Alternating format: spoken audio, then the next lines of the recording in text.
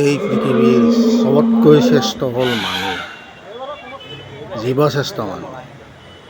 কিন্তু চাওক, মানুহ কিমান নিৰ্দয় আৰু অসুৰৰো ওপৰত অত্যাচাৰ হৈছে।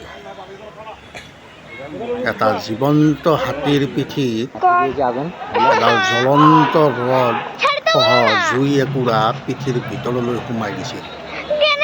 তাত সৰু ছোৱালীজনীও কান্দিছে, অথচ সৰু ছোৱালীজনীৰ অন্তৰত লাগিছে। কিন্তু আমাৰ ডাঙৰ ডাঙৰ মানুহবিলাক, অসুৰৰূপী কুকুৰৰ জাতবিলাকৰ গাত লগা নাই। এই ঘটনাটো ক'ত নাজানো, কিন্তুতো মানুহে হয় ন। পৃথিৱীত মানুহ হৈ মানুহৰ ৰূপত আহি দানৱ ৰূপ লৈছে। হাতীয়ে এটা অমাতা জীৱ। আমি মানুহ পৃথিৱীত জন্ম লৈছিলোঁ, পৃথিৱীত জন্ম লৈ সিহঁতৰ স্থানবোৰ দখল কৰি আজি সিহঁতক এই ৰূপ দিছে।